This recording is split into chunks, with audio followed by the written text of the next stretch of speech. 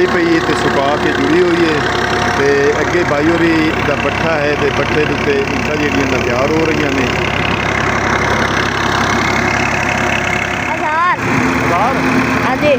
मुक जाए तो ट्रैक्टर पिछे जाके दे रहा है तो अगले करा नाल साइड तो साइड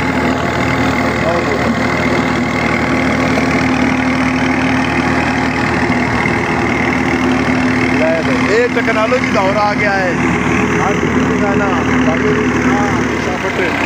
शाफट पीछे घूम रही है, गरारियाँ घूम रही हैं, एक शाफट उत्ते लगी हुई है, पीछे बड़ा बड़ा फिरका है ते पानी तेल है, तेल हर सुच्चे दे विच तेल। अस्सलाम वालेकुम, तुहाडा अपना वीर मोहम्मद यार फतेहाना लहंदे पंजाब दी सकाफत दा करना व्लॉग शुरू।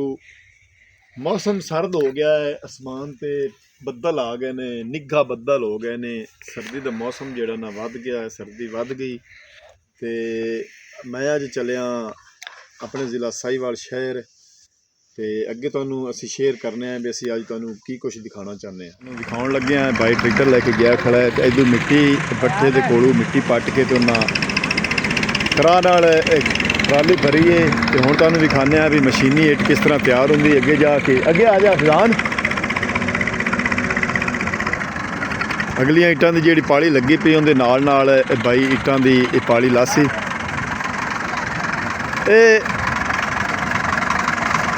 एक पाली कटदा दो एक पाली ते पिछे असीं तुहानू विखाइना भी बाई ट्रैक्टर कितनी रफ्तार चलाई सी ते पिछे कितनी इट कितनी टाइम दे विच निकल सी। असीं तुहानू दिखाउण लगे हैं बाई ट्रैक्टर चलाउण लगा, बिल्कुल स्लो चलदा पिया ट्रैक्टर, बहुत ही स्लो चल रहा है। पीछे शाफट पीछे घूम रही है, गरारियाँ घूम रही हैं, एक शाफट उत्ते लगी हुई है, पीछे बड़ा बड़ा फिरका है ते पानी तेल है, तेल हर सुच्चे दे विच तेल दा फुआरा ला रहा है। 202 का सुच्चा है तो इट जिहड़ी ना कच्ची मिट्टी की इट तैयार होकर निकलती पई है। उसका ख्याल रखना, इत्थे हो थोड़ा जिहा इत्थे साइड से आ जा। ते दो पालियां एक फेरे नाल इट्टां दी जिहड़ियां ना कड्ढदी पई है मशीन। थल्लू मिट्टी की जिहड़ी ना इक्को जी हुंदी जांदी है, अगों जगह भी अगों रूले तरह फिरदा जांदा है, दूसरा रूटे तरह लेज़र करा कि जमीन नीवी उच्ची ना लगे है। ब्लेड हाँ ब्लेड अगों फिरदा जांदा है।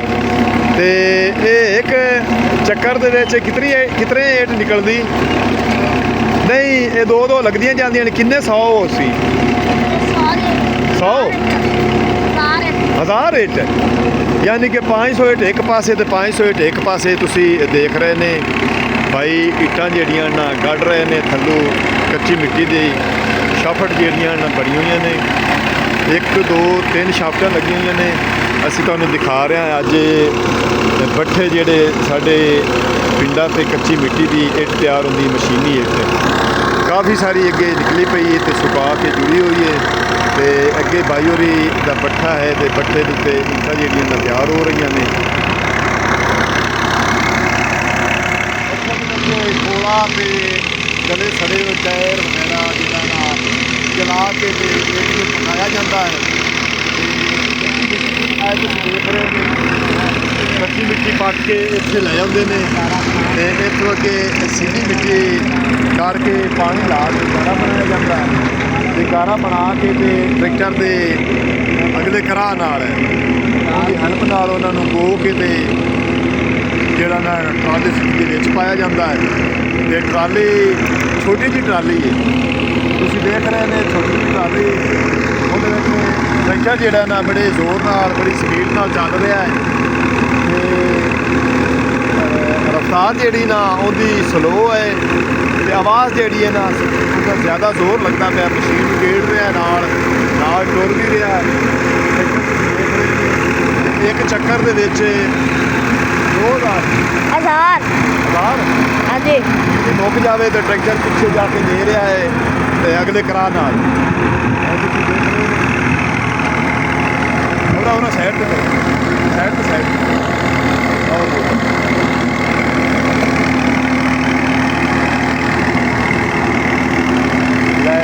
ਟੈਕਨੋਲੋਜੀ ਦਾ ਦੌਰ ਆ ਗਿਆ ਹੈ।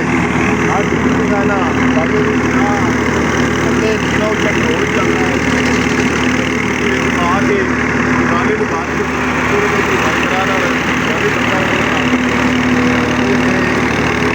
इंटर का कारोबार जोड़ा पट्ठा सुनने पक्की किस तरह तैयार होती है ये तुहानू अगे जाके दिखावांगे। पट्ठा किस तैयार होता है पक्की बाहर देख रहे हैं अग के नाल पकाई जाती है, तैयार की जाती है। तकरीबन 5 मिनट हो गए ने भाई ने मशीन चलाए हुए आधी आधी तक अपनी है। तकरीबन 1000 इंच जी ना वो 2000 इंच जोड़ा ना एक चक्कर के 2000 इंच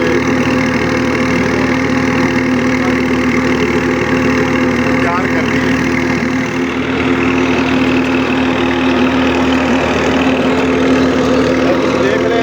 हिस्सा जोड़ा है ना वो घूम रहा है।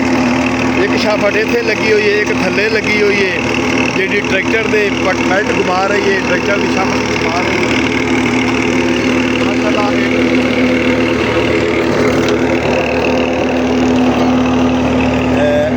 505 नंबर है 202 नहीं है।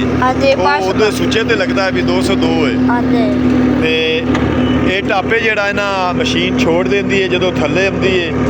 तो आ सारी मशीन की इट तैयार हो के ते सुकती पई है धुप ते भाई जोड़ा है ना काफ़ी सारा टाइम हो गया इन्हों इट तैयार करते हैं। तो एक पूरे वक्फे के इट जी है ना वो जी इट नीवी उच्ची पई है वो भी ठीक कर रहा है। तो ये उन्हें कुछ देर जो खुश्क होने वास्ते इतने रुक लग सी बोड़ियाँ बना के जोड़ते सन।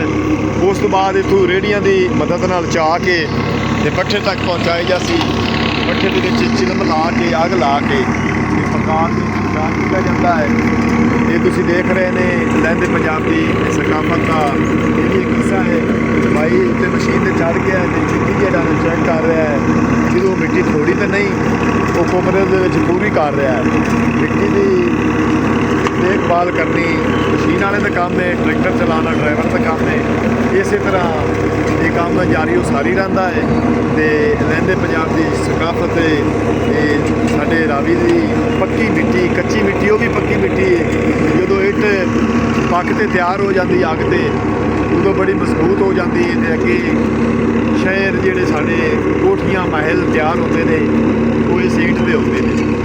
कच्ची मिट्टी चो महल बनाना कोठियाँ बनानिया ये काफ़ी टाइम में काफ़ी वक्त लगता है।